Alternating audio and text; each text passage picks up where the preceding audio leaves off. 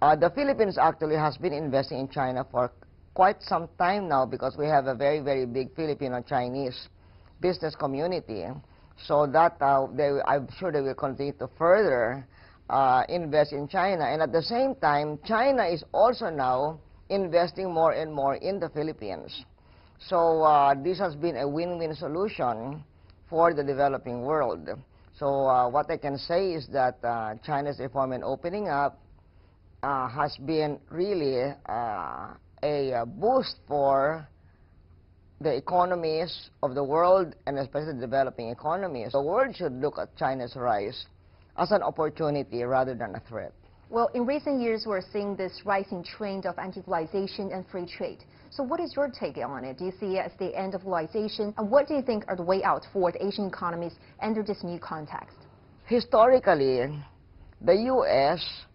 was the champion of globalization because the U.S. saw itself as having that mission due to the fact that globalization and free trade are the economic side of its own Western-style governments. Now, in the U.S., in Washington, the policy is that these past agreements were too concessionary and they were not good for the domestic labor of the United States. It is now China that is developing into a champion of openness and globalization. There has been a tremendous contribution of China to the world's thinking of how to develop. What about the Belt and Road Initiative? Do you see it as the new driver that will enhance cooperation between China and ASEAN countries? It's a very important driver of economic growth. In fact, there are analysts who call it the Globalization 2.0. And for me to talk about the importance of Belt and Road, I would like to use terms that are prevalent in the computer age.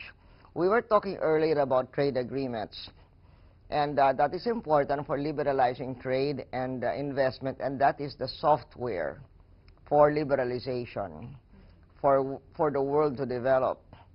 But we also need a hardware, and that is what's provided by the Belt and Road, the infrastructure support, without which global trade and investment cannot flourish.